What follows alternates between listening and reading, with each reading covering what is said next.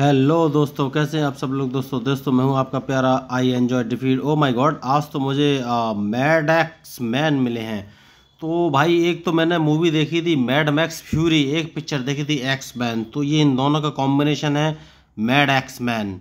तो भाई ये गेम तो मुझे लग रहा है खतरनाक होने वाला है। तो सबसे पहले मैं अपना इन्होंने अपना मूव भी इतनी जल्दी चल दिया है। इन्होंने अपने पॉन को सीधा G2 से उठाकर G3 पे रख दिया और 7 सेकंड बचे हैं। तो पहले मैं अपना मूव चल देता हूं दोस्तों। जो ग्रीन कलर का टिक आपको दिखाई दे रहा है, मैं अपना पॉन E7 से उठाकर E6 पर रख दिया है दोस्तों। देखिए अब भाई मैं नए व्यूअर को बता देना चाहता हूं भाई ABCDEFGH जो कि ब्लैक कलर के नीचे लिखा हुआ है 1 2 3 4 5 6 7 8 जो कि वाइट से ब्लैक की तरफ लेफ्ट हैंड साइड में कॉलम में लिखा हुआ है। इसका मतलब क्या है दोस्तों, ये स्क्वायर को रिप्रेजेंट करने के लिए यूज़ किए जाते हैं। जैसे कि अभी मेरा पॉन जो कि ग्रीन कलर का टिक आपको दिखाई दे रहा है वो A7 पे रखा हुआ है दोस्तों। मैं इसको उठाकर अभी A6 पर रख दूंगा दोस्तों। और देखिए दोस्तों, इस मैच के डिस्क्रिप्शन लिंक में मैंने एक चेस के बेसिक रूल्स का वीडियो बनाकर डाला हुआ है दोस्तों।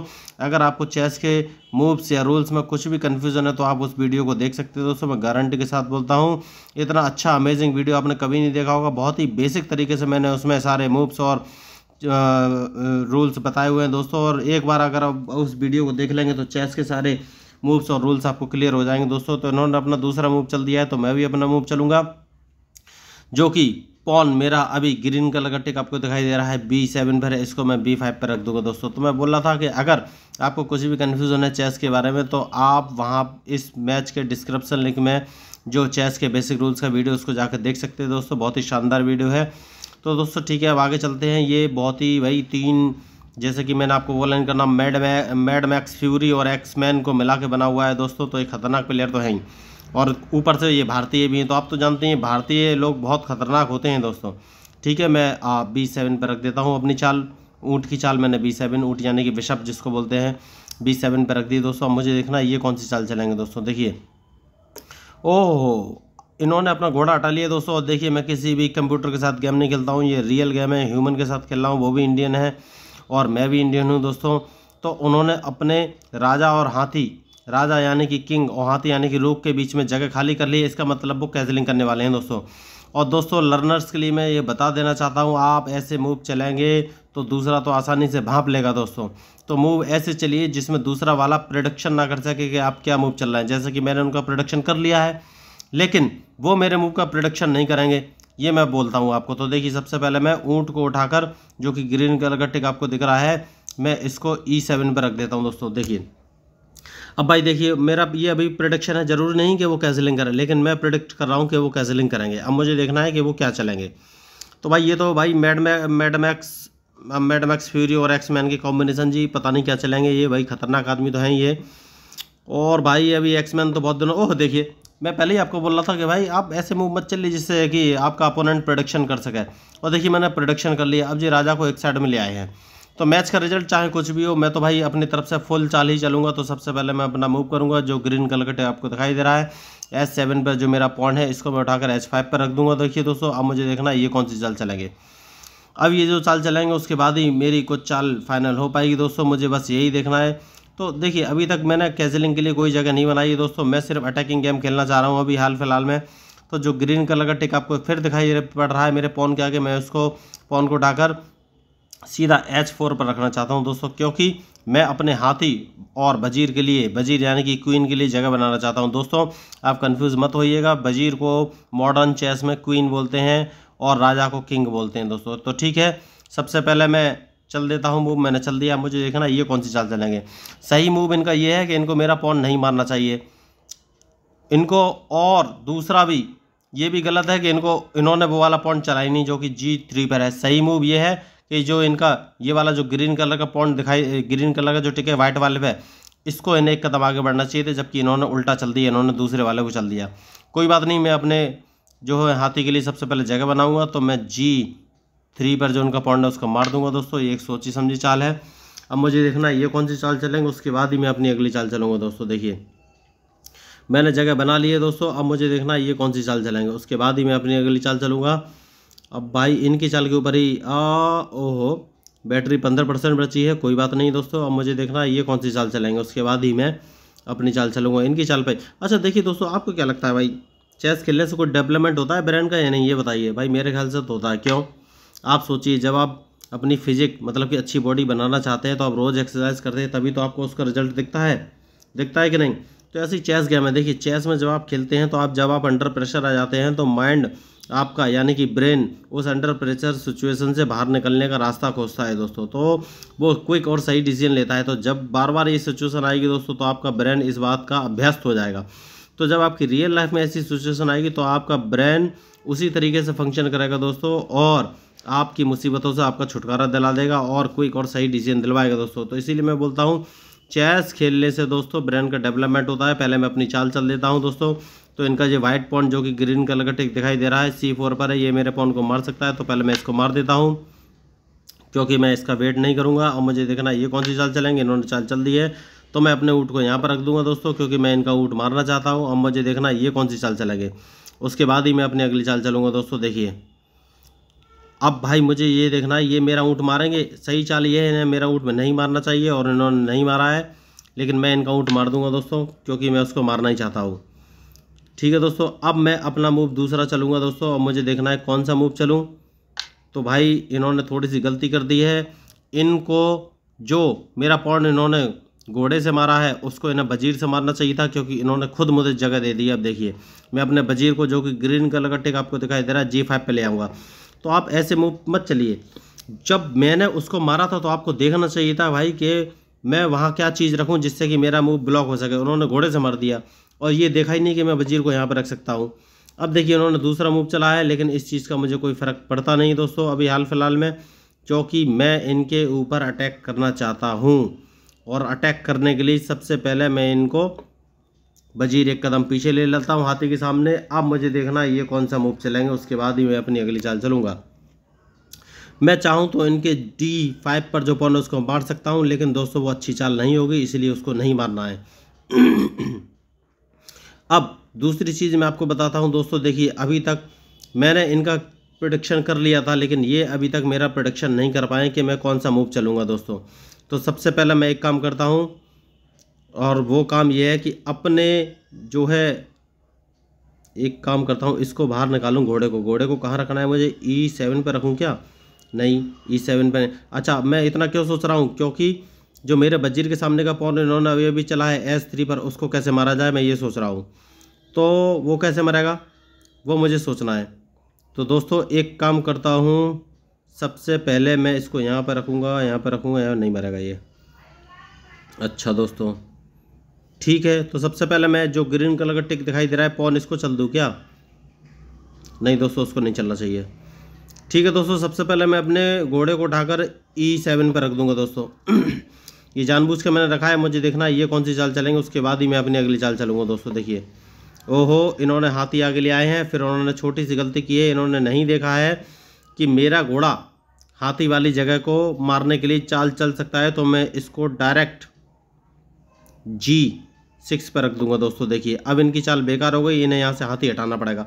तो आपके ऐसे मूव नहीं चल रहे हैं जिससे कि आपके मूव बेकार हो दोस्तों। देखिए अभी तक ये मेरी चाल का प्रेडिक्शन नहीं कर पाए हैं, कोई बात नहीं है दोस्तों। अब देखिए अब मैं फिर एक मूव चलूँगा और इनका हाथी, ओहो इन्होंने देखिए इन्होंने चाल तो अच्छी चली है दोस्तों, चाल अच्छी चली है। अगर मैं अपने घोड़े को यहाँ से हटाऊँगा तो भाई मेरा डबल लॉस करा देंगे ये। तो इससे बढ़िया ऑप्शन ये है कि मैं एक काम करूं, और वो काम क्या है वो मुझे सोचना है। इसको एक कदम पीछे ले लेता हूं दोस्तों, जानबूझ के मैंने इसको एक कदम पीछे लिया है, क्योंकि अगर मैंने घोड़ा यहाँ से हटाया तो ये अपने हाथी को मेरे वजीर के सामने रख देंगे दोस्तों और मुझे लॉस हो जाएगा। तो अब मैं अपनी चाल चल सकता हूं दोस्तों। अब मैं अपने घोड़े को यहाँ पर रख सकता हूँ दोस्तों, यानी कि E5 पर। अब ये अपने हाथी को मेरे सामने रखेंगे, मुझे तो ऐसा ही लग रहा है दोस्तों। उसके बाद ही मैं आगे की कोई चाल सोच पाऊँगा दोस्तों। मुझे तो हाल फिलहाल में ऐसा ही लग रहा है कि ये अपने हाथी को सामने रखेंगे। अब देखते हैं ये कौन सी चाल चलेंगे, तभी मैं कोई चाल चल सकता हूँ दोस्तों। अब मुझे इनकी चाल का इंतज़ार है दोस्तों, ये हाथी कहाँ पर रखते हैं मुझे। हाँ देखिए मैं पहले ही आपको बोल रहा था, मैं जैसे ही घोड़ा हटाऊँगा तो ये हाथी को H4 पर रख देंगे, वही हुआ। तो दोस्तों आपको ऐसी चाहिए, देखिए ये तो मैंने बस पॉसिबिलिटी देखी थी दोस्तों, ये मेरी पॉसिबिलिटी सही हुई प्रेडिक्शन। तो भाई आपको ऐसे मूव चल रहे हैं जो सामने वाला प्रेडिक्ट ना कर पाए। ठीक है, मैंने अपना वजीर एक कदम पीछे ले लिया था, तो मैं इसको यहाँ पर रख के बचा लूँगा दोस्तों।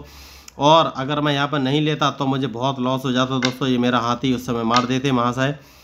ठीक है भैया, इनका नाम मैड मैक्स फ्यूरी है, खतरनाक तो हैं ये। अब मुझे देखना है कि मैं कौन सी चाल चलूँ। ओके, मैं एक काम करता हूँ दोस्तों, सबसे पहले एकदम बेहतरीन वाला काम ये है कि ये अभी मुझे कुछ भी लॉस नहीं करा रहे हैं। इन्होंने मेरे घोड़े की चाल नहीं देखी, अपना घोड़ा चल दिया। तो सबसे पहले मैं इनका ये वाला पॉइंट मार दूंगा जो कि आपको दिखाई दे रहा है, जो कि रखा हुआ है C4 पर। देखिए, तो अब गलती इनकी थी दोस्तों, इन्होंने अपना वो नहीं देखा दोस्तों, तो इस बारे में मैं कुछ नहीं बोल सकता। देखिए, अब इन्होंने मेरा मारा है, लेकिन कोई बात नहीं है। मैं एक काम करता हूँ दोस्तों, इसको मैं सीधा D7 पर जो मेरा पॉइंट है उसको मार देता हूँ। देखिए, मैंने मार दिया है दोस्तों। तो देखिए, मूव ऐसा चलिए जिसमें सामने वाला प्रिडिक्ट ना कर पाए। तो अभी तक ये मेरे मूव को प्रिडिक्ट नहीं कर पाए कि मैं इनका हाथी मारने वाला हूँ। अब हाथी कैसे मारूंगा ये तो बात की बात है, पहले भाई अपने को ही बचा लूँ मैं। ठीक है दोस्तों, इन्होंने अपनी चाल चल दी है, तो अब मुझे देखना है कि मैं कौन सी चाल चलूँ। तो सबसे पहले मैं अपने आप को बचाऊंगा, मैं घोड़े को एक कदम पीछे ले लूँगा दोस्तों। देखिए, जैसा कि मैंने कहा था, जो गलती करेगा वही इस मैच में हारेगा दोस्तों। अभी तक इनकी तरफ से गलतियाँ ज़्यादा हुई हैं, तो अब मुझे देखना है ये कौन सी चाल चलेंगे। देखिए दोस्तों, तो अभी तक मैंने ऐसी कोई भी चाल नहीं चली है जिसको ये प्रिडिक्ट कर पाए दोस्तों। और जबकि मैं इनकी हर चाल का प्रिडिक्ट कर रहा हूँ। इनका हाथी मैं मार देता हूँ या फिर घोड़ा मार देता हूँ, कैसे वो देखिए। सबसे पहले मैं इसको डबल मूव में आगे चल दूंगा दोस्तों, जानबूझ के मैंने इसको आगे चलाया है।